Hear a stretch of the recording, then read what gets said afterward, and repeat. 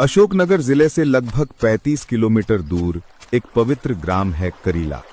ये स्थान अपनी ऐतिहासिक और धार्मिक मान्यताओं के लिए दूर दूर तक प्रसिद्ध है।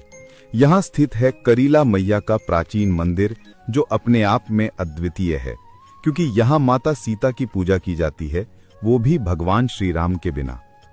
कहा जाता है कि जब भगवान श्री राम ने अयोध्या लौटने के बाद राजधर्म के दबाव में माता सीता का त्याग कर दिया, तब सीता जी वन वन भटकते हुए महर्षि वाल्मीकि के आश्रम में आईं। महर्षि वाल्मीकि ने उन्हें शरण दी और यहीं करीला की पावन भूमि पर माता सीता ने अपने जीवन के कठिन समय बिताए। इसी भूमि पर माता सीता ने अपने दोनों पुत्रों लव और कुश को जन्म दिया। ये स्थान इसलिए भी विशेष माना जाता है क्योंकि यहाँ महर्षि वाल्मीकि का आश्रम स्थित है। यहीं रहकर उन्होंने लव और कुश को वेद, शास्त्र और धनुर्विद्या का ज्ञान दिया। लव कुश ने बाल्यावस्था से ही अपनी प्रतिभा और शौर्य का परिचय दिया और अयोध्या के वीर युवराजों के समान बन गए। करीला के मंदिर में आज भी वही परंपरा जीवित है।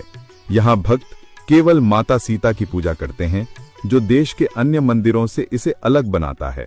जहाँ सामान्यतः सीता राम की संयुक्त पूजा होती है, वहीं करीला में माता को जनकन निंदिनी रूप में पूजा जाता है।